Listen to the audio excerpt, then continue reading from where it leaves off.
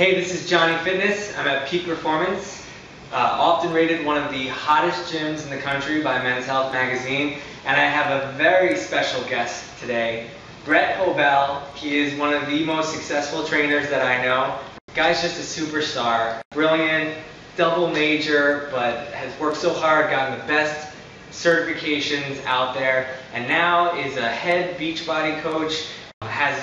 Created his own infomercial and DVD product, Rev Abs, was on The Biggest Loser. I mean, just, this guy is killing it.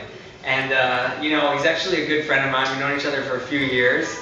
And I was like, man, I gotta take some video of you. I know that my audience, people on personaltrainingbusiness.com, would love to just hear a little bit of, you know, what it is that, you know, allows you to do all these awesome things. There's so many trainers out there working hard and trying to make it happen for themselves. First of all, thank you so much for I paid him for all those compliments. I paid him. It's not true. Not enough, anyway. I just want to know, like, was there one book or one pivotal moment that, like, really gave you a different mindset or a paradigm shift where you were like, you know, this is what I need to be doing? You know, I could just say, probably my dad. Really? Him leading by example, all the hard work and the extra hours that he would put in. He was a professor at Princeton, but he did a lot of different hobbies, and he was always active. Always. So I think coming from my parents was a big thing, and just seeing firsthand him enjoying what he did. Right. That was the best advice he ever gave me, was when I was pre-med, going into finance, and doing fitness part-time. And I got into the fitness industry for a need, not a want. I couldn't afford a gym membership. That, me too. That's so funny. I was in college and I really couldn't. There was a Mercer on Mercer Street. There was a World Gym right there, and I walked in the gym and it was like, I'll clean the weights. I didn't think I needed to be a personal trainer. Little I know that, like, in this country, almost anyone can walk in the gym and be a personal trainer. I walked in, I was like, I'll clean the weights. And she's like, shut up, you can be a trainer. I'm like, really? And I got certified, so that's funny. Mine was more just, I couldn't afford a membership. Wanted to keep training in the martial arts. And applied to be a boxing instructor part-time.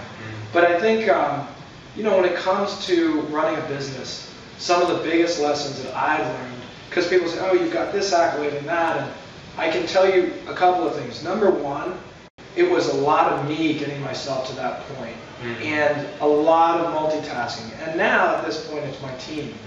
And you know, one lesson is when you start meeting good people that you want to team up with, you know, be careful, be discerning when you choose partnerships. But once you find people to work with, you know, hold them close to you and treat them great, because to get to that next level, you need help. But getting to like that threshold point took me years, probably a decade. And I'm going to be honest, there is no, in my opinion, there is no overnight success. You have to work very hard at it. A great book was Michael Gerber's The E-Myth Revisited that I read. Really quick points on that were you have the technician, the salesperson, and the entrepreneur, the three main basic personalities in business. And for most businesses, he makes a very good distinction. The difference between working for yourself and owning a business is if you work for yourself, when you go on vacation, your paycheck goes on vacation. When you create a business that can sustain itself when you're not around, you make money when you're not having to work, right? So that was in the back of my mind, and he made it very clear. It's interesting that most businesses start by the technician, like a trainer, going to start their own training business, or the cupcake person starting their own bakery. And the issue becomes you need the salesperson and you need the entrepreneur, because those are a third integral parts of a business. How do you do that? Well, I can't afford to hire them.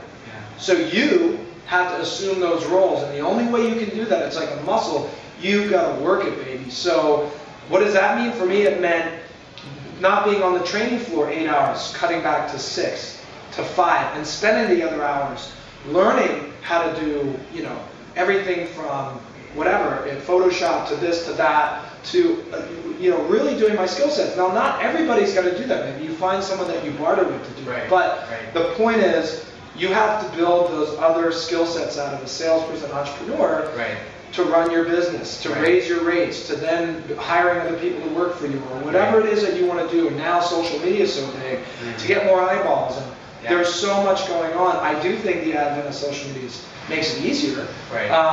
But you've got to learn it. And you know, John is an expert at this, in my opinion. I come to you for advice on that too. And seeking out people and enrolling in programs where you can learn that and then go do that yourself, and I know you're offering some great courses, I think is a very smart thing, because you're running your business by yourself, ultimately to a point, and then eventually either you have capital coming in or the team behind you to take to the next level. Right.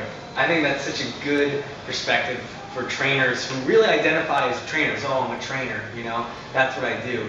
But if you really want to make it big, there's nothing wrong with training, but you need that extra exposure and to look at your business in, you know, from those three perspectives.